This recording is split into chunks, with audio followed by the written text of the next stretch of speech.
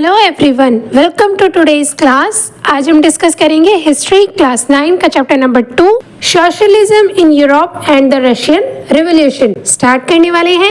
ये चैप्टर बहुत इंटरेस्टिंग होने वाला है। क्यों? क्योंकि इसमें हम देखेंगे कि कैसे यूरोप में 19th सेंचुरी के दौरान किस तरह के नए नए आइडियाज आए, जिससे कि हमारी सोसाइटी और हमारी पॉलिटी पूरी तरीके से चेंज हो गई। तो चलिए शुरू करते हैं हमारा आज का first topic, the age of social change. सबसे पहले है हमारा इसमें इंट्रोडक्शन। क्या है इसमें? देखो, आप सबको पता है 1789 का जो फ्रेंच रेवोल्यूशन हुआ था, ये सिर्फ एक कंट्री के लिए रिवोल्यूशन नहीं था, बल्कि इसने पूरे यूरोप के लोगों का दिमाग हिला के रख दिया था। रिवोल्यूशन के टाइम पे हमारे 3 मैजिकल वर्ड्स, 3 पावरफुल आइडियाज जो हमारे सामने आए थे, which is liberty, equality and fraternity. Liberty, हर इंसान को अपनी जिंदगी अपनी तरीके से जीने की फ्रीडम होनी चाहिए। इक्वालिटी, सब लोग एक जैसे हैं, किसी को भी पैसे, उसके कैटेगरी, उसके धर्म, जाति के आधार पर कैटेगराइज, डिस्क्रिमिनेशन नहीं होगा उसके साथ। लास्ट वन इज फ्रेटर्निटी, सब एक दूसरे के साथ भाई भाई की तरह रहेंगे, भाईचारे के साथ रहेंगे।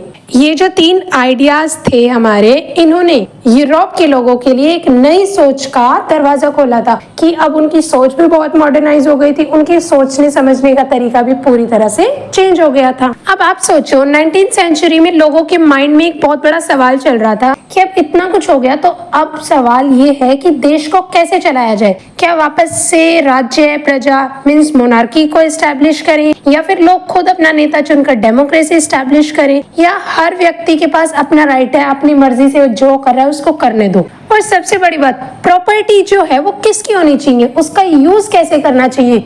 यही सारे कुछ हमारे रीजंस हैं जिसकी वजह से 19th सेंचुरी को बोला गया the age of social change. क्यों? क्योंकि इसी दौरान, इसी टाइम पीरियड में अलग अलग ग्रुप्स और अलग अलग थिंकर्स ने अपने अपने आइडियाज दिए थे। जैसे फर्स्ट है जिसमें हमारा लिबरलिज्म, उदारवाद, यानी फ्रीडम और डेमोक्रेसी की बात जो लोग कर रहे थे। नेक्स्ट है रेडिकलिज्म, मीन्स कट्टरपंथी, जो तेजी से बदलाव चाहते थे, जैसे कि सबको वोटिंग का राइट मिलना। आगे है कंजर्वेटिज्म, मीन्स रूढ़िवादी, जो पुराने सिस्टम यानी मोनार्की को बचाना चाहते थे कि मोनार्की वापस आ जाए। लास्ट है सोशलिज्म, समाजवाद, जिनका कहना था कि प्रॉपर्टी सबकी हो ताकि इनइक्वालिटी को खत्म किया जा सके। तो बच्चों, यही वो सारे आइडियाज थे जिन्होंने आज की मॉडर्न पॉलिटिक्स और सोसाइटी की फाउंडेशन का काम किया था। आया समझ? आगे देखो, नेक्स्ट टॉपिक है हमारा लिबरल्स, रेडिकल्स एंड कंजर्वेटिज्म्स। तो स्टूडेंट, अभी हमने देखा कि फ्रेंच रेवोल्यूशन के बाद 19th सेंचुरी में यूरोप में काफी नए नए आइडियाज आए थे, जिसमें हमारा था liberalism, radicalism, conservatism and socialism, जो कि सबसे इंपॉर्टेंट थे।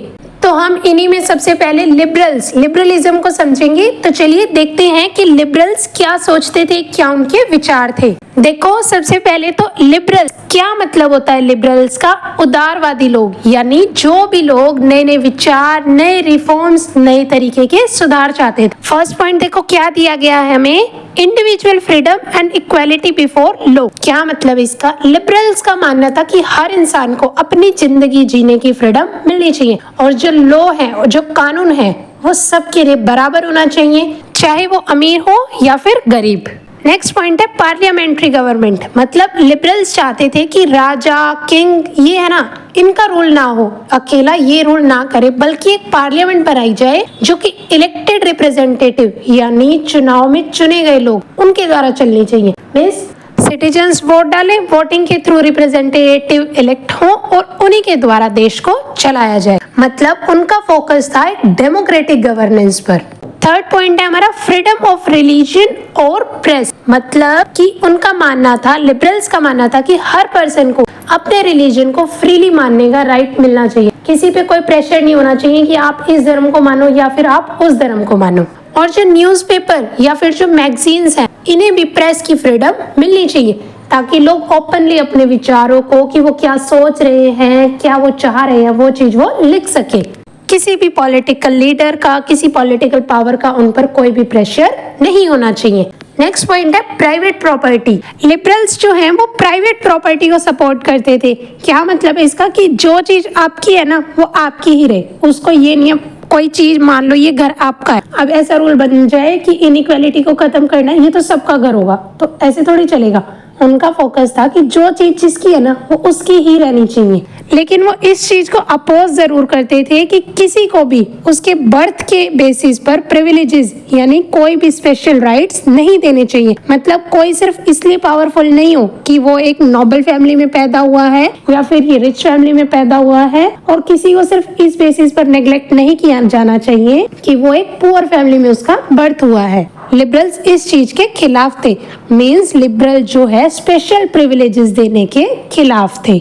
लास्ट पॉइंट है हमारा वोटिंग राइट। एक इंटरेस्टिंग पॉइंट है इसमें, देखो लिबरल्स जो है वो डेमोक्रेसी तो चाहते थे लेकिन सबको वोट राइट मिले इसके पक्ष में वो नहीं थे। वो चाहते थे कि डेमोक्रेसी आ जाए, पीपल्स खुद वोटिंग के थ्रू अपने लीडर्स को इलेक्ट करें, रिप्रेजेंटेटिव चुने, फिर वो रूल करें। इसके फेवर में तो थे लिबरल, बट वो चाहते थे कि सबको वोटिंग का राइट ना मिले, मींस 50-50 वाली सिचुएशन। लिबरल्स का मानना था कि जो सिर्फ प्रॉपर्टी अर्निंग मैन है ना, सिर्फ उन्हें वोट देने का राइट मिलना चाहिए। लिबरल्स का भी मानना था कि जो गरीब फैमिलीज के लोग हैं, जो वुमेन्स हैं, इनको वोटिंग राइट नहीं देना चाहिए।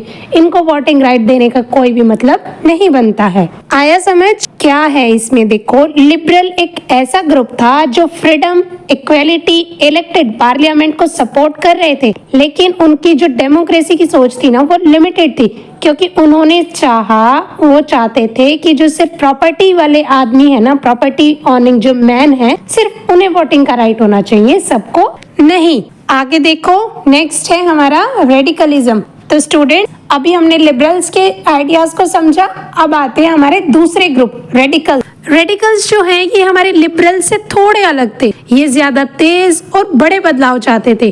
तो चलिए देखते हैं इनके क्या क्या आइडियाज थे।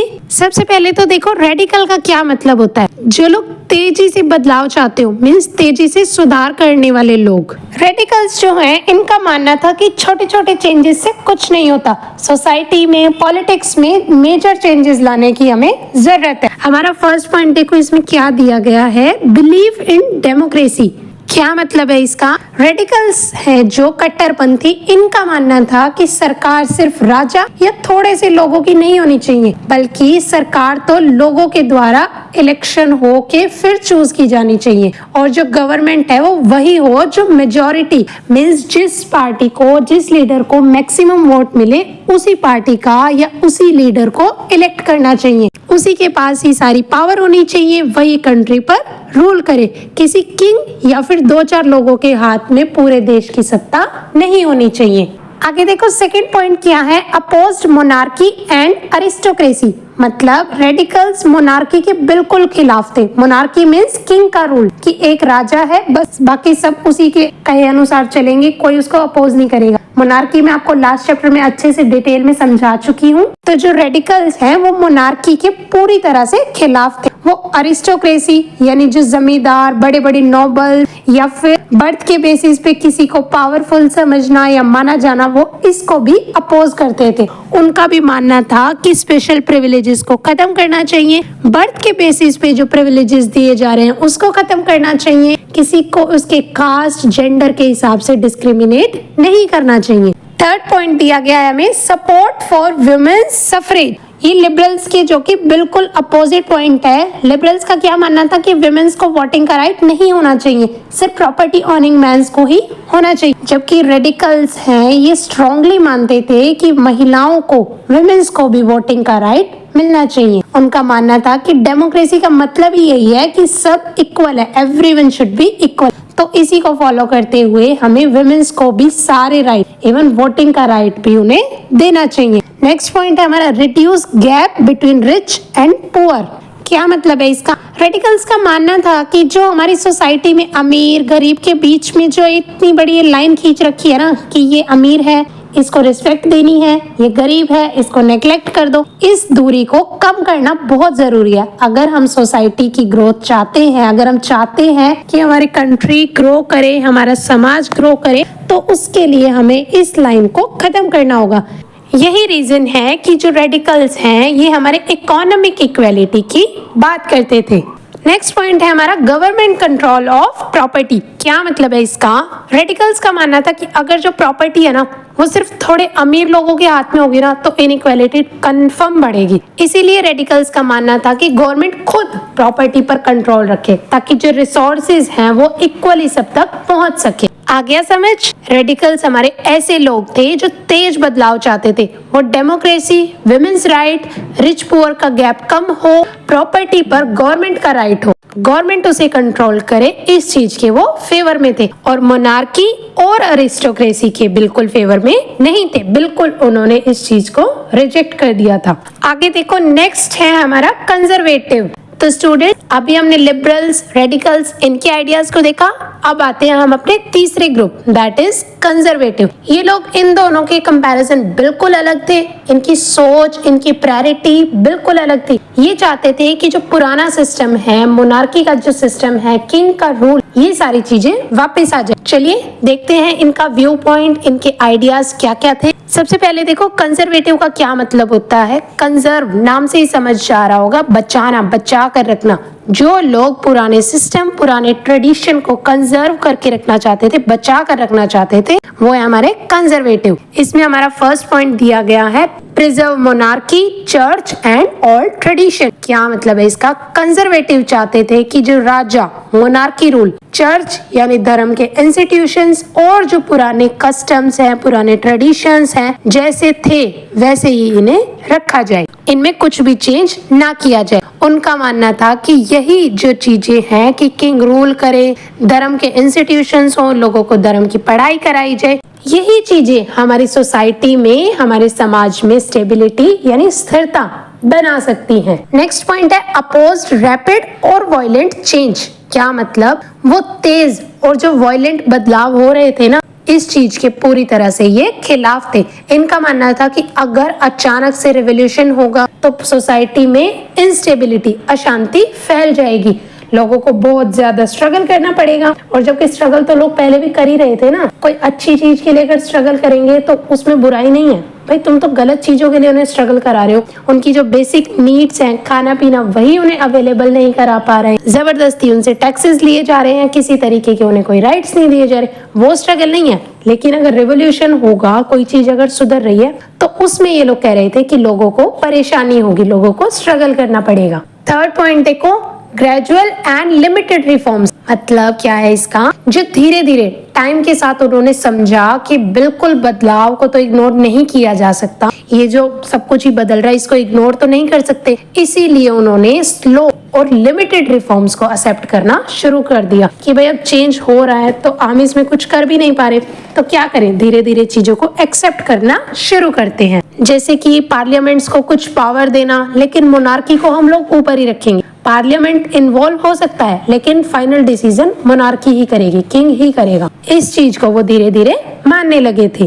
तो सिंपली मैं आपको बताऊं क्या है कंजर्वेटिव। एक ऐसा ग्रुप जो कि पुराने सिस्टम को बचाकर रखना चाहते थे। तेज बदलाव उन्हें जो हो रहा था वो पसंद नहीं था, बल्कि धीरे धीरे और जो लिमिटेड रिफॉर्म्स है ना, वो उन्हें सपोर्ट करने लगे थे। लेकिन इसके साथ ही वो चाहते थे कि हम रिफॉर्म्स को एक्सेप्ट कर रहे हैं, लेकिन मोनार्की और जो पुराने ट्रेडिशंस है, इन चीजों को वो मेंटेन करना चाहते थे कि इन चीजों को खत्म ना किया जाए। आ गया समझ? आगे देखो, हमारा नेक्स्ट टॉपिक है industrial society and social change. तो स्टूडेंट्स, अभी तक हमने देखा कि कैसे अलग अलग जो पॉलिटिकल ग्रुप्स थे, उनके अलग अलग आइडियाज थे, अपने आइडियाज के थ्रू वो अपनी सोसाइटी को चेंज करना चाहते थे।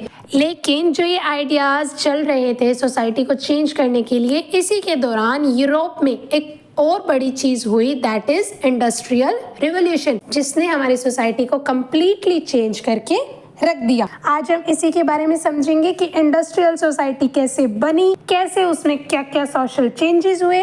तो चलिए शुरू करते हैं हमारा topic, industrial society and social change. सबसे पहले देखो, इंडस्ट्रियल रिवॉल्यूशन 18th-19th सेंचुरी में हुआ एक ऐसा प्रोसेस जिसमें नए नए मशीन्स, नई नई फैक्ट्रीज, रेलवेज और बड़े बड़े सिटीज डेवलप होने लगे थे। जो काम पहले हाथों से मैन्युअली किया जाता था, वो काम अब हमारा मशीन्स और फैक्ट्रीज में होने लगा था। ट्रांसपोर्टेशन के लिए यानी कोई भी गुड्स वगैरह इंपोर्ट एक्सपोर्ट करने के लिए रेलवेज भी आ गई थी, जिसने शहरों को और भी ज्यादा फास्ट कनेक्ट कर दिया था आपस में। अलग अलग जो शहर हैं वो आपस में इजीली अब कनेक्ट होने लगे थे। इसमें क्या क्या हमारे चेंजेस हुए उसके आगे देखो में पॉइंट्स दिए गए हैं, जिसमें सबसे फर्स्ट है हमारा नई क्लासेस का उभरना, मींस उनका जन्म होना। इंडस्ट्रियल रेवोल्यूशन था जो इसने सोसाइटी में एक नया डिवीजन क्रिएट कर दिया था, जैसे कि जो फैक्ट्री ऑनर्स हैं और इंडस्ट्रियलिस्ट हैं, मींस जो फैक्ट्री के मालिक थे उन्होंने बहुत पैसा कमाया, मींस भर भर के उन्होंने पैसा कमाया। लेकिन जो इंडस्ट्रियल वर्कर्स थे जो फैक्ट्रीज में काम करते थे, जो वहाँ की लेबर थी, उनकी जो लाइफ है वो और भी ज्यादा स्ट्रगलफुल और भी ज्यादा परेशानियों से भर गई थी। मतलब जो इंडस्ट्री में काम करने वाले जो लेबर हैं, वर्कर हैं, उनका जीना और भी ज्यादा मुश्किल हो गया था। आगे देखो नेक्स्ट पॉइंट हमें दिया गया है वर्कर्स प्रॉब्लम। क्या है इसमें देखो, फैक्ट्रीज में जो काम करने वाले लेबर थे, जो वर्कर्स थे, उनको बहुत सारी प्रॉब्लम्स का सामना करना पड़ रहा था। उनके ऊपर काम का भी बहुत ज्यादा प्रेशर हो गया था। लॉन्ग वर्किंग आवर्स थे, वेजेस लो थी, अनएम्प्लॉयमेंट बढ़ रही थी। वर्किंग आवर्स लॉन्ग कैसे, उनसे दिन में 12 से 16 घंटे तक काम कराया जाता था, जिसके बदले उनकी जो वेजेस है, उनकी जो सैलरी है वो बहुत ही ज्यादा कम थी, जिसकी वजह से जो उनकी बेसिक नीड्स हैं, उनकी डेली रूटीन की जो नीडी थिंग्स हैं, वो भी उनकी जरूरतें पूरी नहीं हो पाती थी। आगे है अनएम्प्लॉयमेंट। जब भी काम कम होता, जब भी लॉस में जा रही होती कंपनी, तो वर्कर्स को निकाल दिया जाता था, जिसकी वजह से अनएम्प्लॉयमेंट भी बढ़ रही थी बहुत ज्यादा। आगे है अनसेफ वर्किंग कंडीशन। मतलब फैक्ट्रीज में एक्सीडेंट होने का रिस्क बहुत ज्यादा था। वहां पर किसी भी वर्कर की, किसी भी लेबर की सेफ्टी की कोई गारंटी नहीं थी। ना ही उनको कोई सेफ्टी किट दी जाती थी कि काम करते टाइम आप ये यूज करें, और ना ही एक्सीडेंट होने पर उन्हें किसी तरह की कोई फाइनेंशियल हेल्प की जाती थी। आगे है पुअर हाउसिंग। जो कंपनीज में, फैक्ट्रीज में काम करने वाली लेबर थी, वो स्लम एरियाज में, मींस बस्तियों में रहते थे, जहां पर गंदगी, भीड़ और बीमारियां बहुत ही कॉमन थी।